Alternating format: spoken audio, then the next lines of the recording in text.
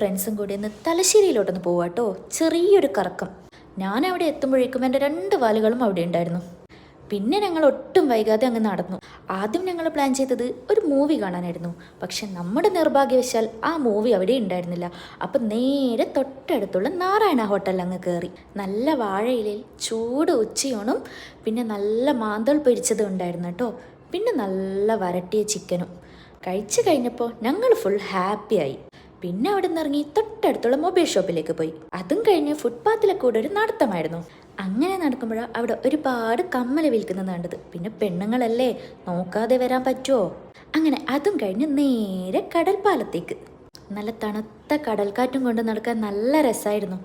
പോകുന്ന വഴിയിലൊക്കെ കൊച്ചു കൊച്ചു ചായക്കടകളും ഉണ്ടായിരുന്നു. അങ്ങനെ ഞങ്ങൾ കടലും നോക്കി സൈഡിൽ കൂടെ നടക്കുമ്പോഴോ അങ്ങ് ദൂരെ ഒരു ചെറിയ പെട്ടിക്കട കണ്ടത്.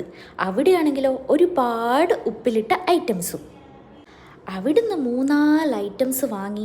കൂടെ നല്ല ഉപ്പും മുളകും മസാലയും ഉണ്ടായിരുന്നേ. അത് ഞങ്ങളെല്ലാവരും ഒരു പിടി അങ്ങോട്ട് പിടിച്ചു. ആഹാ, എന്തൊരു രസമായിരുന്നു എന്നറിയോ.